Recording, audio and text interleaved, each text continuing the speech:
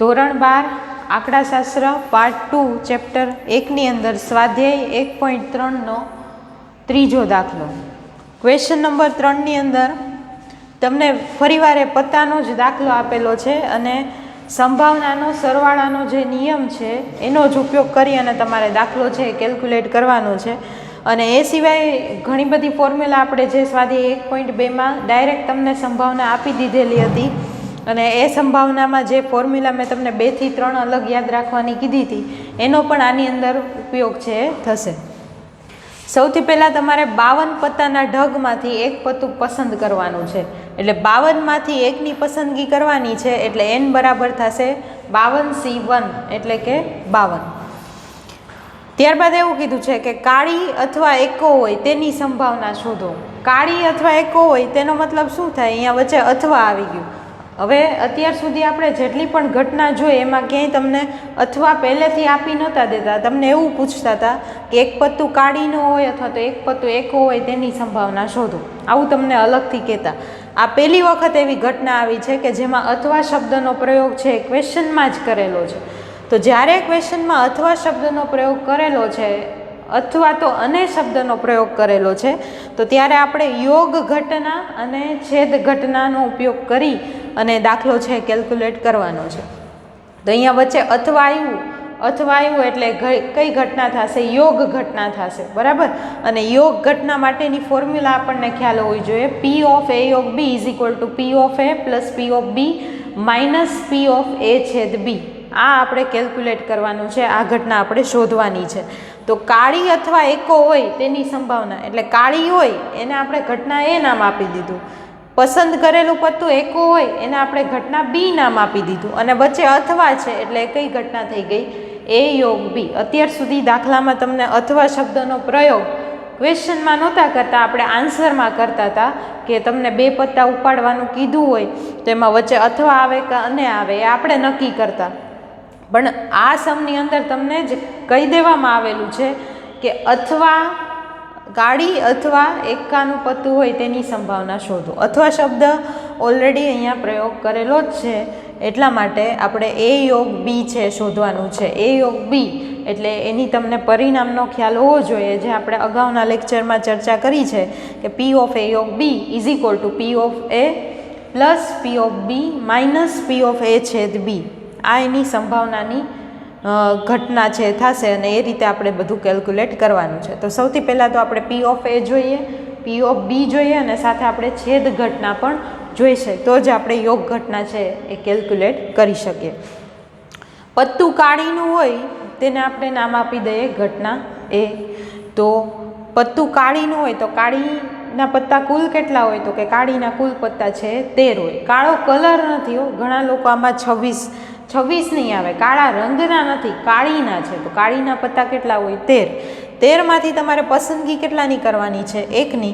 તો 13C1 એટલે m બરાબર થશે 13 અને એની સંભાવના થશે P of A is equal two m upon n. m બરાબર છે 13 અને n બરાબર છે 52 એટલે 13ના છેદમાં 52. હવે એને તમારે હજી જો ભાગાકાર કરવો હોય તો થાય, પણ જ્યારે પણ તમને યોગ ઘટના પૂછે તો ભાગાકાર કરવાની આગળ જરૂર નથી. આ તો તમને 13થી ભાગાકાર કરો 52નો તો 1/4 આવે તમારો જવાબ. પણ આ લખવાની જરૂર નથી કારણ કે યોગ ઘટના આપણે કરવાની છે. તો યોગ ઘટનામાં ફરીવાર જો તમે આ શોર્ટમાં લખશો આન્સર તો તમારે ફરીવાર બધાના છેદ છે સરખા કરવા પડશે. એટલે આપણે ફરી વખત બધાના છેદ સરખા ન કરવા પડે એટલા માટે આપણો જે ફાઇનલ આન્સર છે યોગ ઘટનાની અંદર એ આપણે આ જ રાખીશું 13/52. બરાબર, આ તમને દર્શાવેલું છે. આ રીતે પણ લખી શકો, પણ જો લખશો તો પાછા તમારે બધાના છેદ છે સરખા કરવા પડશે. એના કરતાં બેટર જે ફાઇનલ આન્સર જે આવે છે એ જ આપણે રાખીએ. ત્યારબાદ એવું કીધું છે પત્તું કાળીનું હોય એ ઘટના એ થશે. અથવા છે એટલે એ યોગ ઘટના થઈ ગઈ. પત્તું એકાનું હોય એને આપણે નામ આપીશું ઘટના બી. તો પસંદ કરેલું પત્તું અથવા તો તમે જે ખેંચેલું પત્તું છે એ એકો હોય તે ઘટના બી. તો એના આવે સાનુકૂળ પરિણામો. તો એકો હોય તો એકા કુલ કેટલા હોય? 52 પત્તાની અંદર 4. ફૂલીનો એક એકો, કાળીનો એક એકો, ચરકટનો એક એકો અને લાલીનો એક એકો. 4 એકા હોય કુલ. આમાં એવું નથી કીધું કે કાળીના રંગનો જ એકો હોય, તમને ખાલી એમ કીધું છે એકો હોય. તો એકો હોય એની સંભાવના તમારે શોધવાની છે. તો એકા કુલ કેટલા હોય તો કે 4 52 પત્તામાંથી. તો 4માંથી એક એકો તમારે પસંદ કરવાનો છે. કોઈ પણ રંગનો કે કોઈ પણ પ્રકારનો હોઈ શકે, એની આપણને ખબર નથી. તો અહીંયા m બરાબર થશે 4c1. 4c1 એટલે તમારો જવાબ આવે 4. અને probability of B is equal to m/n એટલે કે 4/52, કારણ કે આપણા કુલ પરિણામો 52 છે. આમાં પણ તમારે 13થી ભાગાકાર કરો તો જવાબ 4થી ભાગાકાર કરો તો જવાબ આવે 1/13. પણ આ જવાબ લખવાની જરૂર નથી, કારણ કે છેલ્લે યોગ ઘટનામાં આપણે છેદ તો શું કરવાના છે, સરખા જ કરવાના છે, એટલા માટે.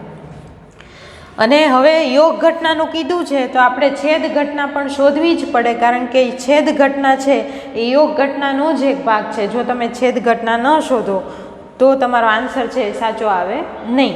સિવાય કે તમને એમ કે પરસ્પર નિવારક ઘટના છે કે નિષેધ ઘટના છે, તો પછી વાત અલગ છે. પણ અહીંયા એવું કંઈ કીધેલું નથી, એટલે આપણે અહીંયા છેદ ઘટના પણ શોધવી પડે. છેદ ઘટના એટલે ઘટના એ અને ઘટના બી બંને એકસાથે બને એને છેદ ઘટના કહેવાય. તો અહીંયા પત્તું કાળીનું હોય અને એ જે કાળીનું પત્તું છે એ એકો હોય, એની તમારે સંભાવના શોધવાની, એટલે એ થશે તમારી છેદ ઘટના. અથવાની જગ્યાએ અને આવી જાય એટલે થઈ જાય છેદ ઘટના. એટલે કાળી અને એકો એટલે કાળીનો એકો હોય તે ઘટના થશે તમારી છેદ ઘટના. તો પત્તું કાળીનો હોય અને એકો હોય તે ઘટના એ છેદ બી. વચ્ચે અને આવ્યું એટલે આપણે શું લખવાનું, છેદ. તો કાળીનો એકો કેટલા હોય કુલ? એક જ હોય ને. કાળીનો એકો 52 પત્તામાં એક જ હોય, અને તમારે પસંદગી પણ કેટલાની કરવાની છે, એકની જ કરવાની છે. એટલા માટે m બરાબર આવશે 1c1 એટલે કે જવાબ આવશે 1. એટલે પ્રોબેબિલિટી ઓફ a/b બરાબર થશે m/n. m/n એટલે m બરાબર 1 છે અને n બરાબર 52 છે, એટલે p ઓફ a/b બરાબર થશે 1/52. હવે આપણે યોગ ઘટના તરફ આવી શકીએ. હવે આપણા ક્વેશ્ચન 1નો ફાઇનલ આન્સર હવે આવશે. અત્યાર સુધી તો આપણે એ ફોર્મ્યુલામાં જે રિક્વાયરમેન્ટ હતી એનું કેલ્ક્યુલેશન કર્યું. હવે આપણે જે મેઇન આન્સર છે એના તરફ. તો પત્તો કાળીનું હોય અથવા એકો હોય, એટલે કે p of probability of a of b is equal to p of a plus p of b minus p of a/b. તો હવે આપણે છેદમાં 52 હોય એ જ લઈ લેવાનો આન્સર, કારણ કે જો તમે આ આન્સર લેશો તો ફરી વખત તમારે છેદ સરખા કરવા પડશે, એટલે ડબલ કેલ્ક્યુલેશન થશે. એના કરતાં જે મેઇન આન્સર હોય એ જ લઈ લેવાનો, એટલે બધાના છેદ છે એ સરખા રહે, એટલે આપણે ડાયરેક્ટ આન્સર છે એ લખી શકીએ. તો p ઓફ એનો આન્સર છે 13/52, એટલે p ઓફ એ આવશે 13/52. પછી p ઓફ બીનો આન્સર છે 4/52, એટલે p ઓફ બી આવશે 4/52 માઇનસ p ઓફ a/b નો આન્સર આવશે 1/52, એટલે a/b આવશે 1/52. હવે અહીંયા બધાના છેદ છે સરખા છે, એટલે આપણે સરખા કરવાની જરૂર નથી. જો છેદ બધાના અલગ અલગ હોય તો તમારે ગુણાકાર કરી અને બધાના છેદ છે એ સરખા કરવા પડે. પણ અહીંયા તો સરખા છેદ છે એટલે 52, એટલે 13 + 4 - 1 એટલે 13 + 4 એટલે 17. 17માંથી 1 જાય તો 16 આવે, એટલે p of a of b બરાબર આવશે 16/52. હવે આનો ભાગાકાર કરી શકો, હવે ફાઇનલ આન્સર મેળવી શકો. બંનેનો ભાગાકાર 4થી કરશો એટલે તમારો જવાબ આવશે 4/13. બરાબર. આ તો જે આપણી પહેલી ઘટના થઈ. હજી બીજી ઘટના બાકી છે. બીજી ઘટના શું કીધું છે કે કાળી ન હોય અને એકો પણ ન હોય તે ઘટનાની સંભાવના શોધો. તો કાળી ન હોય એટલે કાળી હોય એ ઘટના કઈ હતી? એ હતી ને. તો કાળી ન હોય એ ઘટના એટલે કઈ થઈ જાય? એની પૂરક ઘટના થઈ જાય. એટલે કે કાળી હોય એ ઘટના એ, તો કાળી ન હોય એ ઘટના કઈ થઈ જશે? એ ડેશ. વચ્ચે અને છે, અને એટલે શું આવે? છેદ. એકો પણ ન હોય તો એકો હોય એ ઘટના કઈ હતી? બી. એકો ન હોય એ ઘટના કઈ થઈ જશે? બી ડેશ થઈ જશે. એટલે કે તમારે પ્રોબેબિલિટી ઓફ એ ડેશ છેદ બી ડેશ છે એ શોધવાનું છે. આ રીતે તમારે ઇન્ટરપ્રિટેશન કરવાનું છે, એક એક શબ્દને પકડીને. ફરી વખત સમજી લ્યો કે કાળી ન હોય, કાળી હોય એ ઘટના કઈ હતી? એ. તો ન હોય એ કઈ ઘટના થાય? એ ડેશ. વચ્ચે અને આવ્યું, અને એટલે છેદ આવે. એકો પણ ન હોય, એકો પણ ન હોય એટલે એકો હોય એ ઘટના કઈ હતી? બી. એકો ન હોય એ ઘટના કઈ થશે? B dash.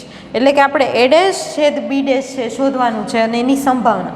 તો પ્રોબેબિલિટી ઓફ એ ડેશ છેદ બી ડેશ, તો મેં તમને સ્વાધ્યાય 1.2ના જ્યારે આપણે છેલ્લા દાખલા કરતા હતા ત્યારે તમને 3 થી ચાર જે નવી ફોર્મ્યુલા છે અથવા તો પરિણામો છે તમને યાદ રાખવાનું કીધું હતું, અને આ પરિણામ એનો જે ભાગ છે એટલે પી ઓફ એ ડેશ છેદ બી ડેશ એટલે ઇઝ ઇક્વલ ટુ થાય પી ઓફ એ યોગ બી હોલ ડેશ, અને એની ફોર્મ્યુલા થાય છે 1 minus P of probability of A યોગ બી. આ તમને યાદ હોવું જોઈએ સ્વાધ્યાય 1.2માં. ન યાદ હોય તો ફરી વખત લખી લેવાનું કે જો તમને પી ઓફ એ ડેશ છે બી ડેશ પૂછે એટલે 1 માઇનસ પી ઓફ એ યોગ બી એની ફોર્મ્યુલા આવે, અથવા તો પી ઓફ એ યોગ બી હોલ ડેશ પૂછે તો પણ એનું પરિણામ આવશે 1 માઇનસ પી ઓફ એ યોગ બી. બંનેમાં સેમ જ પરિણામ આવશે, બરાબર. તો 1 માઇનસ પી ઓફ એ યોગ બી, તો એ યોગ બી તો આપણી પાસે છે જ ઓલરેડી, તો આપણું કેલ્ક્યુલેશન સરળ થઈ જાય અહીંયા જો તમને આઈડેન્ટિફાઈ કરતા આવડે તો. નહીંતર પછી કયો આન્સર આવે નક્કી ન હોય, કારણ કે આ જેનું સિમ્પલ અને એકદમ નાનું કેલ્ક્યુલેશન છે એ ડેશ છે બી ડેશ. બાકી તમે આ ઘટનાને પાછા બીજા નામ આપો ને પાછું એનું બધું શોધો તો એ દાખલો બહુ મોટો થઈ જાય, સમય પણ વધારે લે અને તમારો જે ફાઇનલ આન્સર હોય એ પણ ન આવે. એટલા માટે આપણે આને ઇન્ટરપ્રિટ કરતાં શીખવાનું કે આનો મતલબ શું થાય છે એ, બરાબર. તો એ યોગ બીનો આન્સર છે આપણી પાસે 4/13. તો 1 માઇનસ 4/13. હવે બંનેના છેદ અહીંયા સરખા કરવા હોય, આના છેદમાંય તમારે 13 લખવા હોય તો 1નો ગુણાકાર શેનાથી કરવો પડે? 13થી. એટલે 13 માઇનસ 4/13 એટલે 9/13 એ તમારી સંભાવનાનો જવાબ છે આવશે, બરાબર. આ રીતે કેલ્ક્યુલેશન કરવાનું છે જ્યારે પણ તમને યોગ ઘટના પૂછે, છેદ ઘટના પૂછે, પછી પૂરક ઘટના પૂછે, પૂરક ઘટનાની છેદ ઘટનાનું પરિણામ શું આવે એ બધું તમને આવડતું હોવું જોઈએ, તો તમે આ પ્રકારના દાખલા છે સરળતાથી કેલ્ક્યુલેટ કરી શકો. ત્યારબાદ આ ક્વેશ્ચન નંબર 3 હતો. ક્વેશ્ચન નંબર 4 અને 5 એ આપણે સ્વાધ્યાય 1.1 અને 1.2 બંનેમાં રિપીટ થયેલા છે, ખાલી તમારે એની યોગ અને છેદ ઘટના જ કરવાની છે. એટલે ક્વેશ્ચન નંબર 4 અને 5 છે એ પાસાવાળો છે, બરાબર, અને પેલા પત્તાવાળો છે, એટલે એ તમારે ગુણકવાળો છે, 3નો ગુણક 4નો ગુણક. તો આપણે એની ચર્ચા અગાઉ ડિટેલમાં કરેલી છે, એટલે એ તમારે પ્રેક્ટિસ માટે જાતે કરવાનો છે. 4 અને 5 આપણે આવીએ છીએ હવે ડાયરેક્ટ ક્વેશ્ચન નંબર 6 ઉપર. તો ક્વેશ્ચન નંબર 6માં તમને બટેટાના ભાવની સંભાવના આપેલી છે, ડુંગળીના ભાવ વધે તેની પણ તમને સંભાવના આપેલી છે, અને છેલ્લે ક્વેશ્ચન એવો પૂછેલો છે કે બંનેમાંથી ઓછામાં ઓછી એક વસ્તુનો ભાવ વધે તેની સંભાવના શોધો. તો સૌથી પહેલાં આપણે ઘટના આપી દેવાની, ઘટનાને નામ આપી દેવાની, જે કંઈ પણ તમને ઘટના આપેલી હોય. તો બટેટાના ભાવ વધે એ ઘટનાને આપણે નામ આપી દીધું એ, ડુંગળીના ભાવ વધે એ ઘટનાને આપણે નામ આપી દીધું બી. એટલે બટેટાના ભાવ વધે એની સંભાવનાને પી ઓફ એ કહેશું, અને ડુંગળીના ભાવ વધે એની સંભાવનાને પી ઓફ બી કહેશું. અને બંનેના ભાવ વધે એની સંભાવના પણ તમને આપેલી છે.